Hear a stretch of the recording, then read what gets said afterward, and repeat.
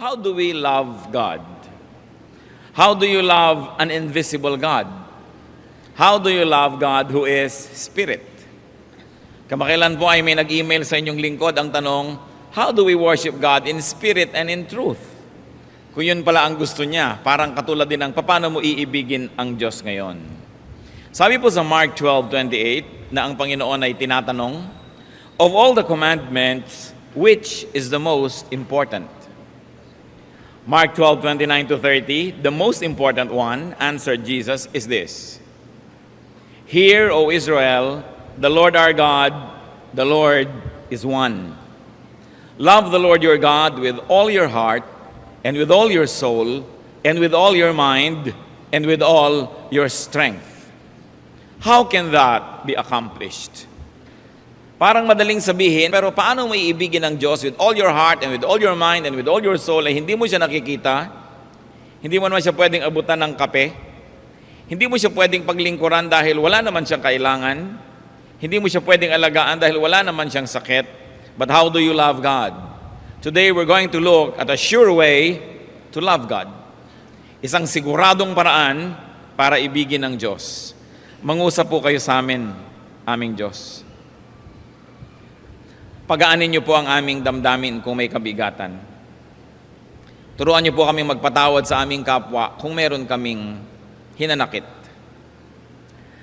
Linisin niyo po ang aming puso ng anumang mga karumihan at nang sa gayon walang maging sagabal para tuloy-tuluyang pumasok sa aming puso ang iyong salita.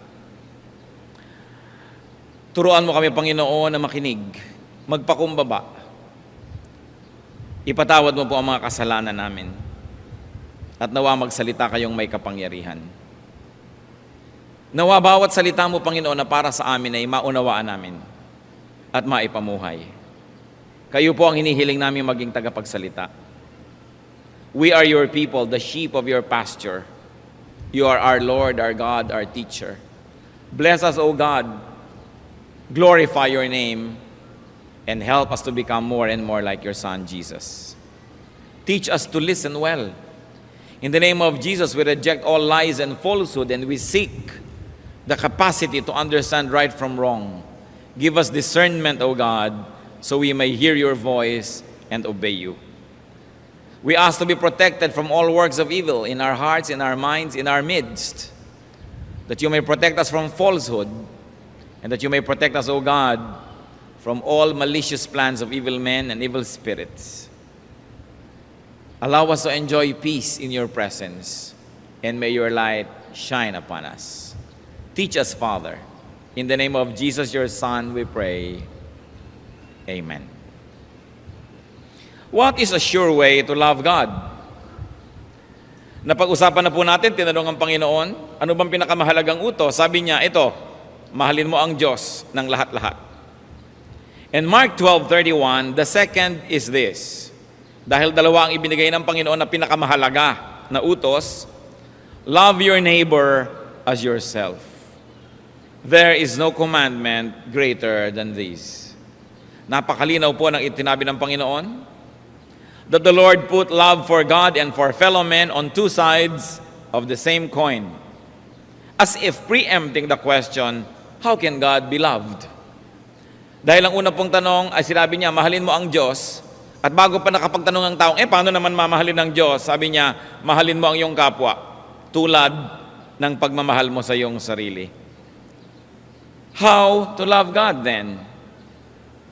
The Lord's answer was very simple. Love people. Hindi mo mahawakan ang kamay ng Diyos, hawakan mo ang kamay ng kapwa. Hindi mo matutulungan ang Diyos dahil siya'y Diyos, tulungan mo ang kapwa. Hindi ka pwedeng makipagngitian sa Diyos kasi hindi mo siya nakikita, makipagngitian ka sa kapwa. Gusto mo palang mahalin ang Diyos, sabi niya, pues, mahalin mo ang iyong kapwa tulad ng pagmamahal mo sa iyong sarili. Yan na ang pinakamabisang paraan. Love for other people is what religion is all about. Actually, it is what religion should be about. Sadly, religion sometimes drags us into needless discussions, quarrels, even religious warfare. But true religion is to be good to other people. Sabi nga sa Bible, religion that is undefiled before God is this: to visit orphans, widows, to seek, to help those who are in distress. Ang pinakamagandang bunga po ng theology, ang pinakamagandang bunga ng kaalaman sa salita ng Diyos, ay ang mabuting gawa sa ating kapwa. Matthew 25:40, the Lord, represented by the king in the story, at the end times judgment, the king will reply, I tell you the truth, whatever you did for one of the least of these brothers of mine, you did for me. Isa pala yan na gagamitin ng Diyos sa panukat, sa tao, sa pagwawakas at sa paghuhukom, kung anong ginawa natin sa mga pinakamaliliit na mga kapwa natin tao, sa pinakamaliliit na maituturing sa panukat ng mundo, ay ginawa para sa Diyos.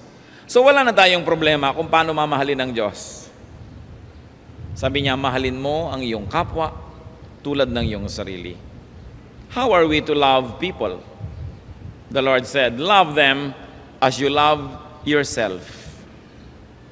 So it is important to keep loving oneself, because those who have no love for themselves cannot love other people too. Neither can they do that. Akala nung iba, pag inibig mong kapwa, wala nang natin ang pag-ibig para sa iyong sarili. Kaya malinaw ang sinabi ng Panginoon, love your neighbor as you love yourself. Mark 12:31. The second is this, love your neighbor as yourself. Kaya napakaganda po ng Tagalog dyan pakikipagkapwa. Ang tawag natin sa tao ay kapwa-tao. Pareho ko. Ang nararamdaman ko ay nararamdaman niya, ang kailangan ko ay kailangan niya, ang gusto ko ay gusto niya, ang nananakit sa akin, nananakit din sa kanya. Kaya kapwa ko siya. Napakaganda ng salita. Pareho kami. How are we going to love our neighbor as we love ourselves? Give as you like to receive. Di ba gusto po nating makatanggap? Bueno, kailangan na ang kapwa natin ay makatanggap din mula sa atin. Kung papaano natin gustong maging recipient, dapat ganun din tayo maging giver. Kung paano natin gustong maging beneficiary, dapat ganun din tayo maging tagabigay. Maging benefactor ng ating kapwa. At kung paano tayo nagbibigay, ganun naman din tayo tatanggap. Sabi sa 2 Corinthians 9:6, whoever sows sparingly will also reap sparingly. And whoever sows generously will also reap generously. Kung nagtatanim ka ng konti, natural lang na ang aanihin mo'y konti. Kung nagtatanim ka ng marami, natural lang na ang aanihin mo'y marami. How do you love your fellow men as you love yourself? Help as you like to be helped. Gusto natin natutulungan tayo, naaalalayan, pero nag-aalalay ba tayo sa ating kapwa? Kaya nga pati yung mga tao noong unang panahon ay kinikilala sa tulong na ibinibigay nila sa kapatiran. At tinuturuan ng kapatiran, tulungan din natin siya tulad ng pagtulong sa atin. Sa Romans 6:2, binabanggit si Phoebe, I ask you to receive her in the Lord in a way worthy of the saints, and to give her any help she may need from you, for she has been a great help to many people, including me. Dito po ibinibilin itong si Paul, natanggapin ng mga daratnan itong babaeng si Phoebe. Pag sinabi pong saints sa New Testament, ang tinutukoy ay ang mga taong buhay, mga anak ng Diyos, mga lingkod ng Diyos na tumanggap kay Kristo bilang Panginoon at tagapagligtas. Hindi po nun kailangan ng mga elaborate ceremony para matawag kang saint. If Christ is in you, you are serving God, and it is obvious that you have a godly life, Paul would call them saints. Kaya sabi niya, hinihiling ko sa inyo na tanggapin niyo siya sa isang paraang bagay at angkop at tama lang sa isang anak ng Diyos, sa isang saint. At bigyan niyo siya ng tulong, tulad din naman ng naging pagtulong niya sa maraming tao, kasama na ako doon. So, how do you love other people? Help as you like to be helped. Understand as you like to be understood. Most of the time we have troubles among people because we like to be understood, but we don't like to understand. One way ang relasyon. Gusto nating inuunawa tayo, hindi naman natin inuunawa ang kapwa. Forgive as you like to be forgiven. May mga tao humihingi ng forgiveness, gustong mapatawad, pero sila din hindi naman nagpapatawad sa kapwa. In fact, they become vengeful, they become vindictive. And if they happen to have power, they use their power to get even with those who have wronged them. Ano po ang sabi sa Lord's Prayer, Matthew 6:12? Forgive us our debts, as we also have forgiven our debtors. Ang kausap dito ay ang Diyos Ama, patawarin mo kami, gaya rin naman ng pagpapatawad namin sa iba. Gustong-gusto po natin tayo ay pinapatawad, pero tayo ba nagpapatawad? So love others as you love yourself. Now, forgiveness doesn't mean injustice. If you have committed a wrong, I can forgive you in my heart. It means I will not be angry with you, I will have no hatred, I will not want to get even. But if you have committed a wrong against society, you have to pay. Because forgiveness doesn't mean forgetting justice and reason. Papatawarin kita, ibig sabihin, hindi sa loob ng puso ko, hindi ako magagalit sa'yo, hindi ako magtatanim ng sama ng loob, hindi kita gagantihan, subalit magbayad ka dapat sa iyong pagkakautang, lalo na sa kung sa lipunan. Halimbawa, merong isang asosasyon, yung treasurer, ginasta niya lahat ng pera ng asosasyon, tapos sinabi niya, I'm sorry, gano'n na lang ba yun? O sige, pinapatawad ka namin, hindi kami magagalit, hindi kami mamumuhi, pero bayaran mo ang ginastos mo. Dapat may katarungan.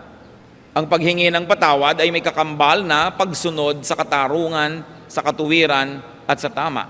Hindi limutan na lang, gano'n na lang. You've got to restitute. Kaya sa Bible, ang mga hukom tinuturuan, a tooth for a tooth, an eye for an eye.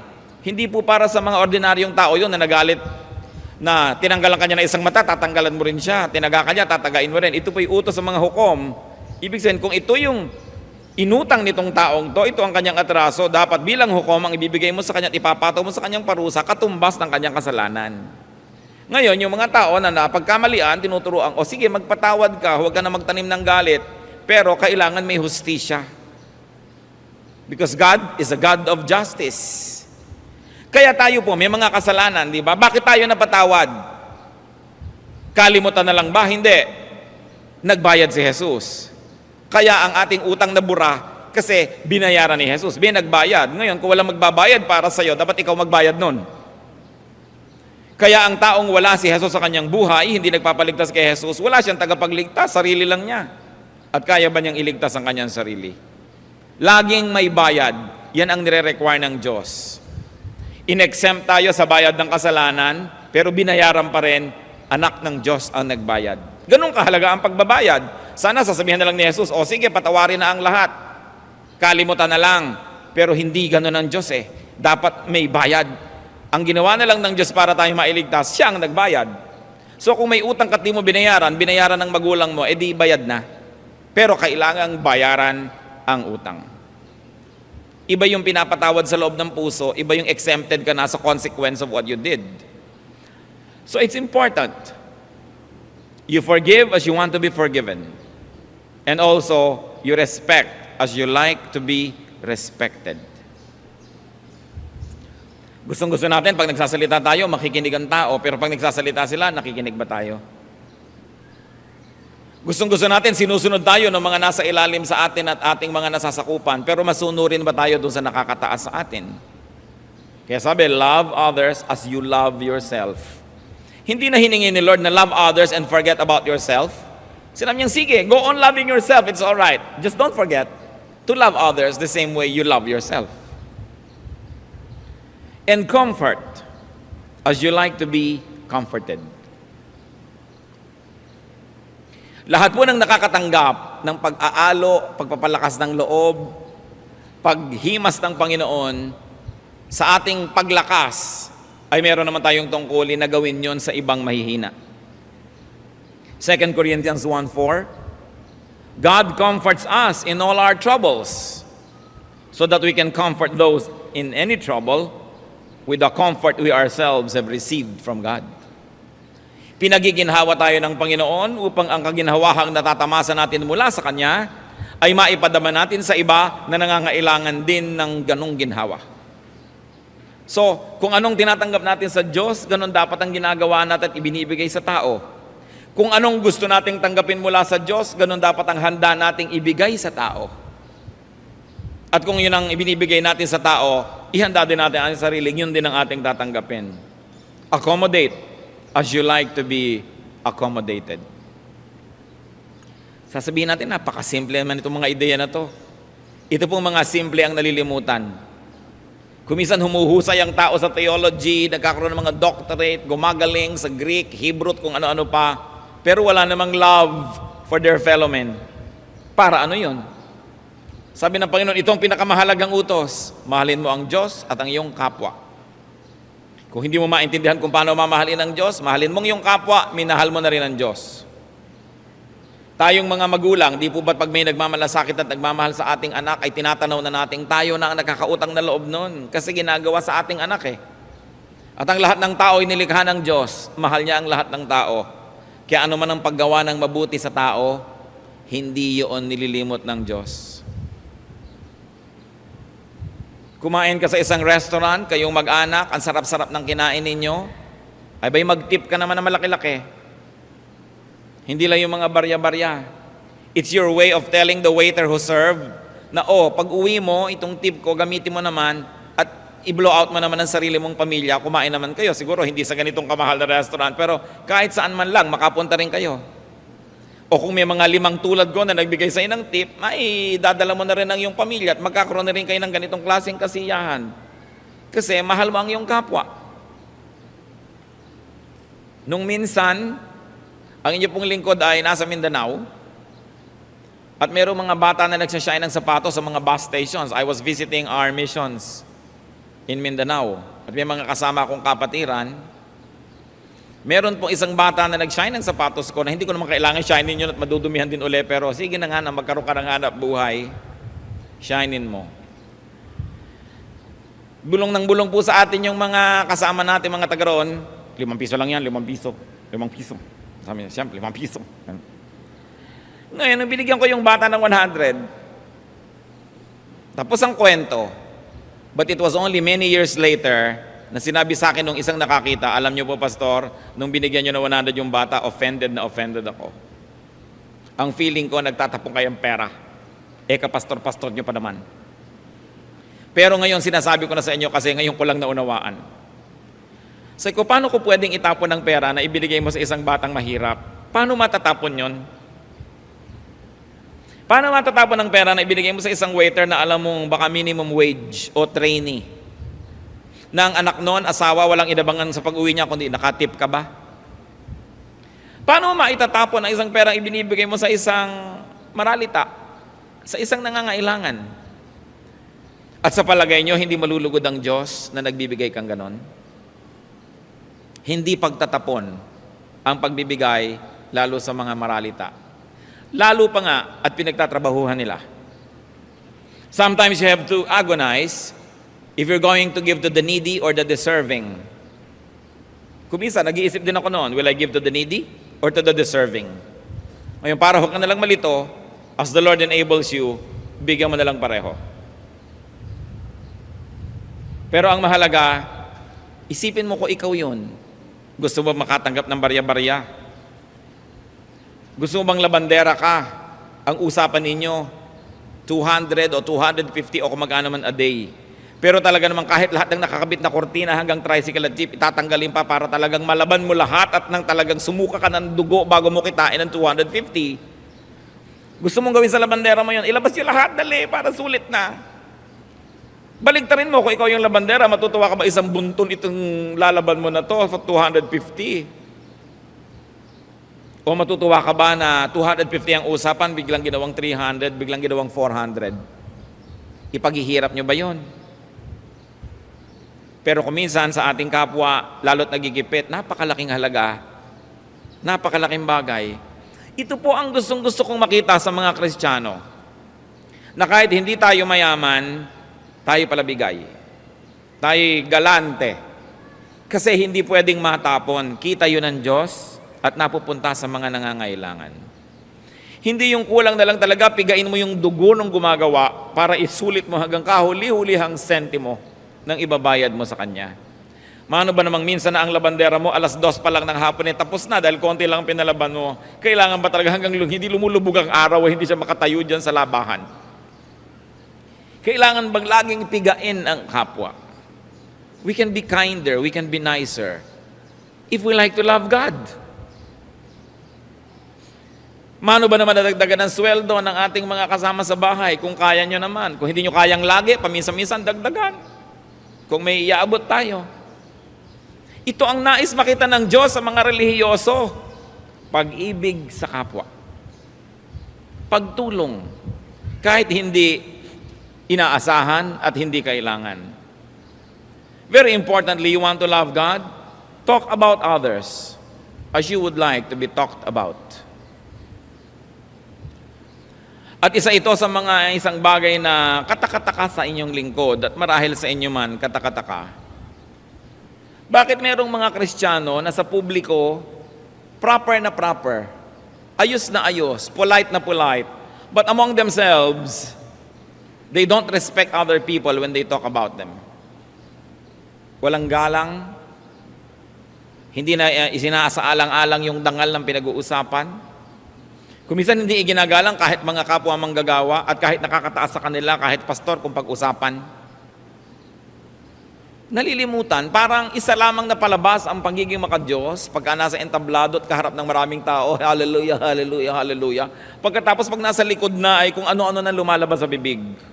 Kapintasan ng kapwa, mga reklamo, na alam nating hindi yun ikinalulugod ng Diyos.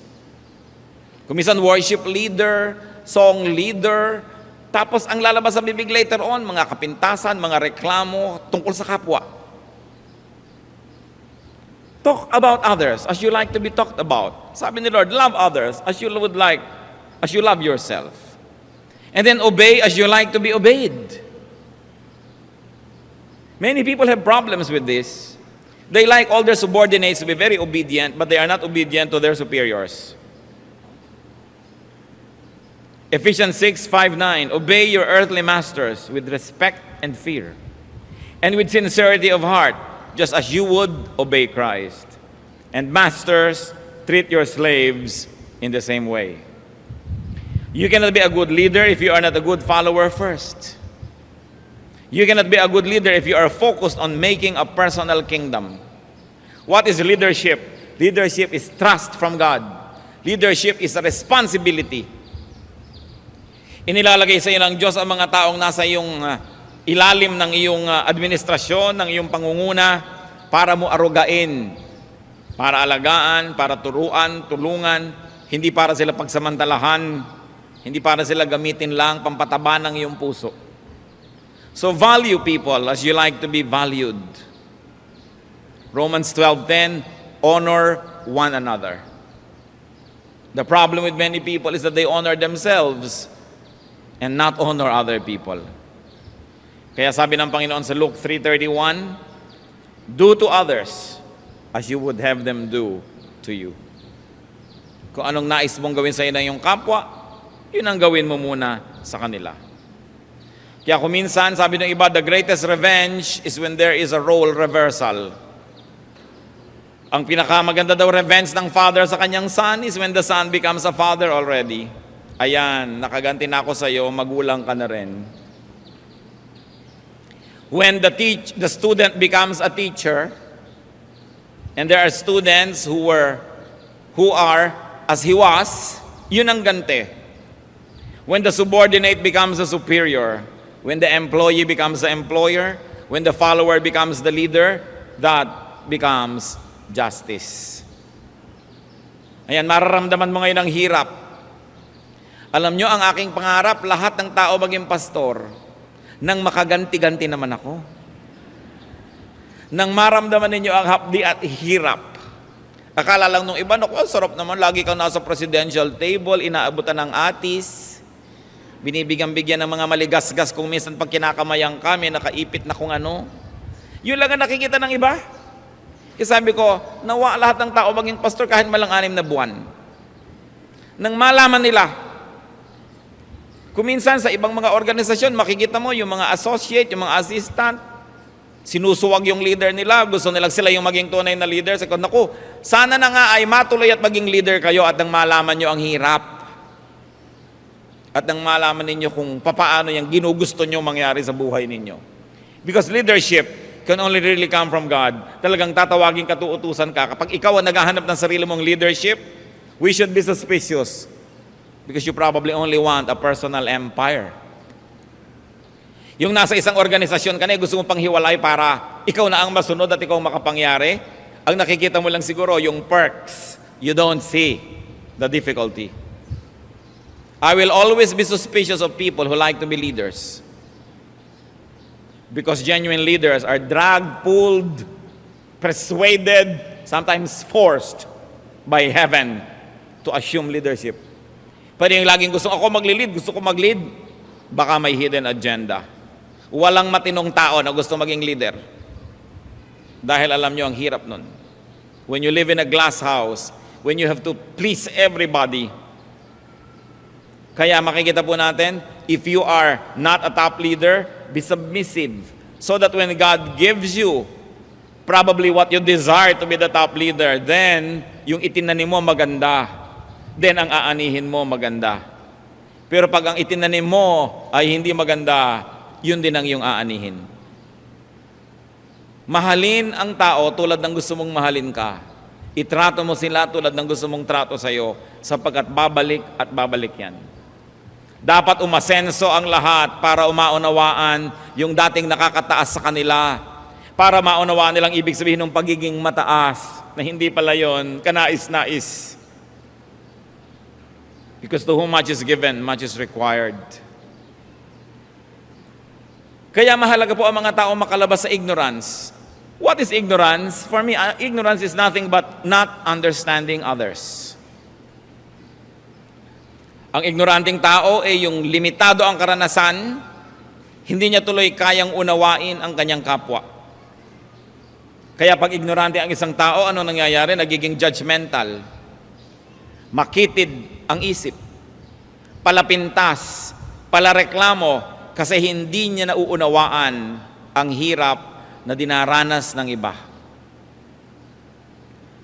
Alam niyo po, kung minsan gumagawa tayo ng mga convention, gagawa tayo dito ng mga training, hindi lang pa sa church natin, training for Sunday school teachers, training for speakers, training for church workers. Hindi tayo sisingil ni libre, magdatingan na lang sila. Sisikapin natin na magpatanghalian dyan ng maayos, magagandang plato, tunay na nababasag at mga kutsarang totoong hindi napuputol pag tinusok mo ang ulam mo. At sisingilin sila ng 50, 60 pesos sa lunch. Alam nyo doon sa mga comments, sasabihin pa, napakamahal ng food. So, heto ang ginagawa ng ignorance. Subukan yung maghanda ng ganitong pagkain dahil subsidized pa nga yan, mapipintasan pa. Meron kang iimbitahing maraming tao para mag-seminar, para i-share sa kanila ang alam natin, hindi ka maniningil. Ang nakalagay pa sa comment, ba't hindi ipa-aircon ng folk arts? Ang init. Gusto mong mamewang ng ganyang kataas? At sabihin sa'yo, libre na nga, naghahanap ka pa aircon? But because people are ignorant, they're always quick to say things that are not nice. So all the more that we have the resolve, we should do more seminars, we should do more training, kasi people have to be lifted out of their ignorance. Meron naman tatayo, hindi nyo alam kung gaano kahirap mag-organisa ng anumang bagay. Kasi nakakatiyak tayo na yung number one laging nagrereklamo, yun ang hindi tumutulong. Kasi yung tumutulong, nakikita nyo yung hirap gawin yon, magkakaroon siya ng puwang sa kanyang puso na unawain kung may kulang man. Pero yung mga hindi tumutulong, yan ang laging napakaraming pintas. Kasi hindi nila alam what it takes. That's why people have to be enlightened. Kaya kailangan natin ng kaliwanagan. Ignorance disables people from knowing the other side. They only know their point of view. They only know what they feel and what they think. That's why ignorant people are usually narrow-minded. And because narrow-minded, unloving. Hindi maibigin, hindi maunawain, sapagkat mangmang. Pag sinasabi po nating mangmang, hindi ibig sabihin hindi nag-aral kasi marami pong hindi nakapag-aral sa mga paaralan pero marurunong at magagaling. Meron naman na tapos-tapos sa kolehiyo, mangmang pa rin. Kasi walang inasikaso kundi sarili niya, walang inunawa kundi sarili niya, at nakatulong pa yung kanyang edukasyon para pataasin niya ang sarili niya sa sarili niyang pananaw na palala. Kaya mahalaga po ang pag-aaral ng salita ng Diyos, makawala tayo mula sa ating mga kamangmangan at kadiliman. Ano po, at ulitin natin ang sabi ng Panginoon sa Mark 12:29-31, nung tinanong ko anong importanteng utos ng Diyos. The most important one, answered Jesus, is this: Hear, O Israel, the Lord our God, the Lord is one.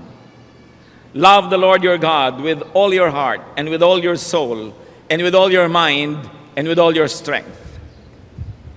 The second is this: love your neighbor as yourself. There is no commandment greater than this.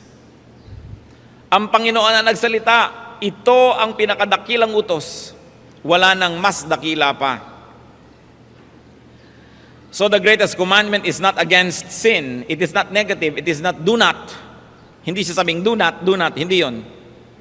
But the greatest commandment is for love of God and fellow men. It is positive. Say do, love people.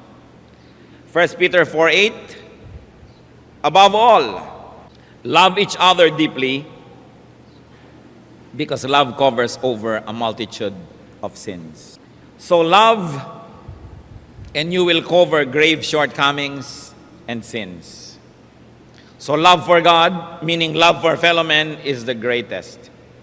It is the greatest yardstick, the greatest standard, the greatest measure of spirituality. Kung gaano ka tayo ka-espiritual ay masusukat kung gaano natin kamahal ang Diyos. At dahil mahirap sukatin yon, sukatin natin sa pagmamahal sa kapwa. Matulungin, maibigin, mapagpatawad. This is what spirituality is all about. Sabi po sa 1 Corinthians 13:1-3, I like to read from the Revised Standard Version. If I speak in the tongues of men and of angels, but have not love, I am a noisy gong or a clanging cymbal.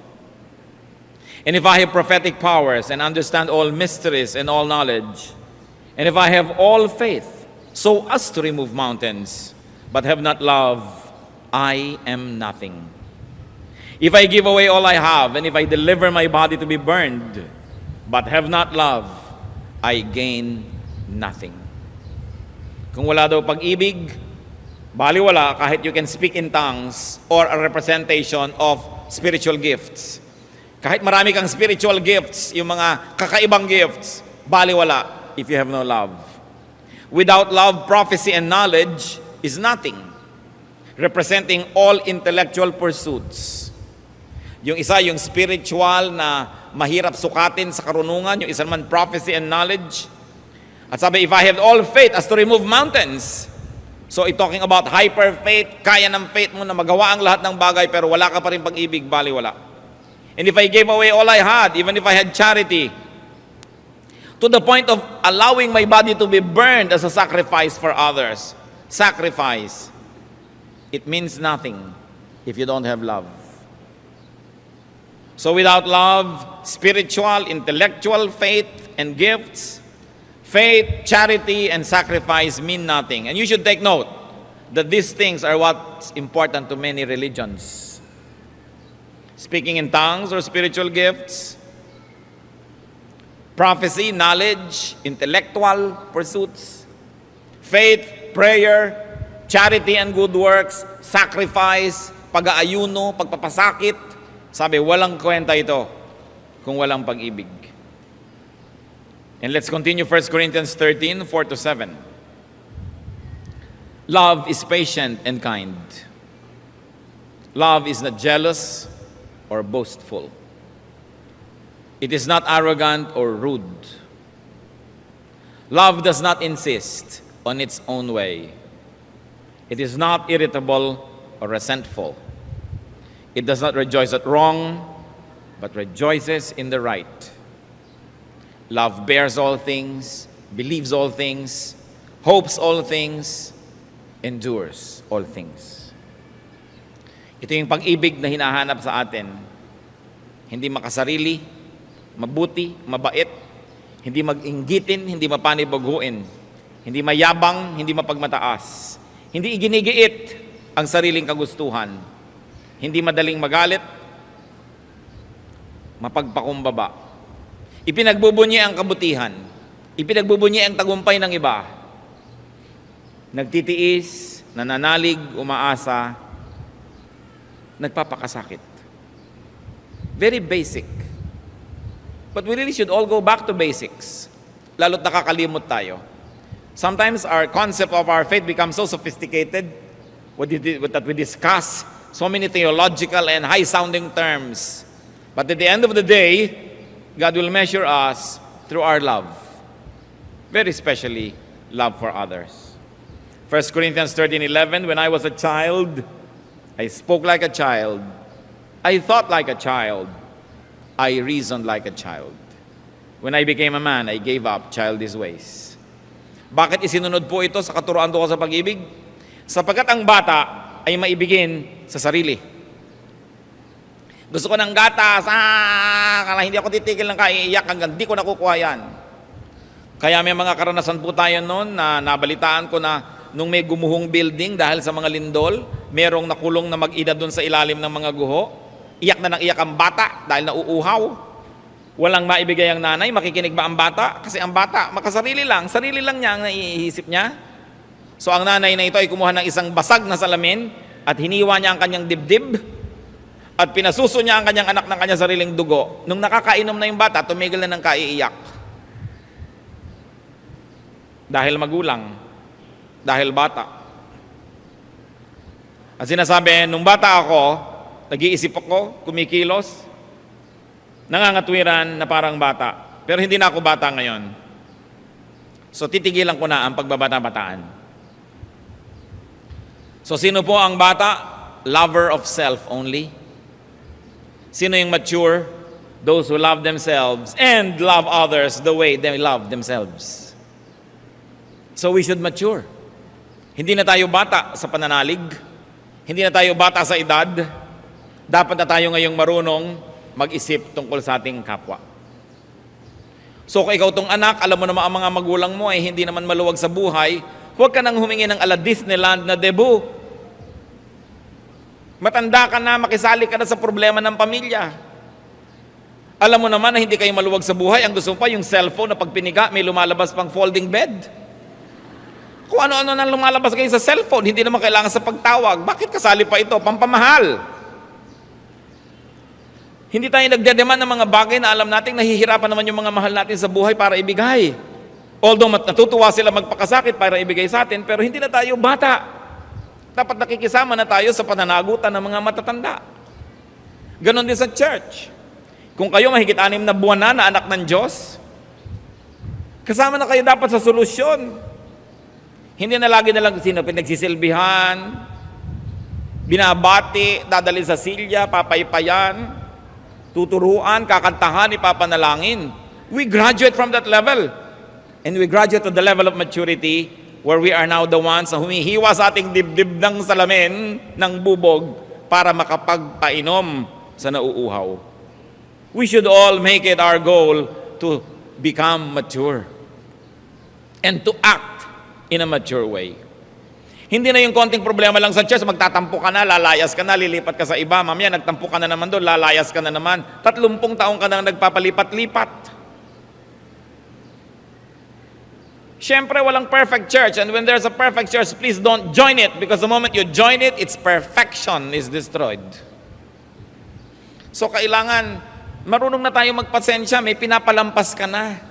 Pararaanin ko na to. Kasi kahit naman saan ako magpunta, makakakita na naman ako ng mali sigurado. Meron ako ditong hindi kasundo, pero kahit saan ako magpunta, meron na naman ako hindi makakasundo dahil talaga namang magulo ako We mature. We learn to endure. We don't escape every trouble, but we try to solve. And even if it could not be solved at the moment, we endure. That's what maturity is all about. Nakakakita ka ng problema sa isang department ng church, tumulong ka, alam mo palang tamang gawin, sumali ka. Pero hindi yung sasali ka, gusto mo everything is served to you on a silver platter. Kakanta ako pero ilagay ako sa magandang lugar, bigyan ako ng mic, tamaan ako ng ilaw. Tutulong ako pero kailangan ganito lahat ang requirement. Nakikita mo na may problema, kaya pagsali mo doon, yayakapin mo pati problema dahil gusto mong makatulong. Hindi para ka lang paglingkuran. Kaya ka pa sumali, paglilingkuran ka din lang pala. Eh di mahirap yon. Alam niyo po kung ganitong attitude ng mga Kristiyano sa mga churches, uunlad ang church ng Panginoon. Oras na nakakita ka ng kapintasan, tulungan mo para yun masolve. Ngayon, kung hindi ka tutulong, shut up. It is the best that you can do. Shut up. Dahil kung minsan kadadaldal mo, may mahahawa pang iba, magiging negative pa yung feeling nila, sumasaya na sana sila, nabe-bless na, ne-negativein mo pa. So if you are not helping, you have no right to talk. Dahil wala namang takilya, hindi ka naman nagbabayad para pumasok. Di ba? Kung manonood ka pa nga ng concert, nagbabayad ka pa ng mahal, nagtitiis ka rin eh. Bakit ang mga anak ng Diyos, kumisan ang tagal mag-mature? It is all right to keep loving yourself. Just love others the same way. Kailangan man may love for self ka eh. Kita niyo yung mga walang love for self? Wala lang love sa iba? Kakabitan niyo sarili nila ng bomba at pasasabugin, kasama sila sumasabog at saka ibang tao sa paligid nila. Kasi walang love for self and others. Kaya mahalaga, love mo rin yung self mo. Hindi napapangakuan ka ng kung ano-ano. Pag sumabog ka dyan, pupunta ka sa paraiso. Ano naman klaseng paninalig yun? Nung naging bopis ka, tsaka ka pupunta sa paraiso. Kaya napakahalaga po yung ating paniniwala, binabantayan natin, kasi ang daming relihiyon sa mundo. At madali namang malaman kung ano yung sa Diyos, yung nagtuturo ng pag-ibig sa kapwa. Yung nagtuturo ng pagpapatawad. Yung nagtuturo ng kababaang loob. Dapat sinusukat natin ang lahat. Sasabihin na, lahat ng mga relihiyon, pare-pareho sa Diyos lang ang ending, ha? Dumating ako sa Diyos na bopis. Durog-durog. Ganon ba yung gusto niya? Kaya mahalagang sinusuri, mahalaga po nag-aaral tayo. You know, we have Sunday school, we have Bible study before this period. I wonder how many of you would even bother to attend our Bible studies. Ito po yung lahat ay binubuksan para sa inyo. Lahat tayo umattend. Iba kasi yung Bible study, nakakapagtanong ka, nakakadiscuss, you can open your mouth and also give your opinion. Iba naman, magkakambal po dapat ito eh. Itong ating worship at saka yung Bible study, kambal dapat yan. Kaya magkadugtong. Sikapin nyo. Tuwing ang church merong ibinibigay at binubuksan mga klase, sikapin nyo umattend. Sa ikalalago nating lahat yan. So how can you love God and others more? Very importantly, reverse your point of view. When there's conflict, reverse your point of view. What do I mean? Nagtatalo kayo ng nanay mo at hindi naman ka dapat makipagtalo sa nanay mo, no? Pero ipagpalagay na, tingnan mo rin yung point of view ng nanay mo. Yung nanay naman, tingnan nyo din yung point of view ng anak.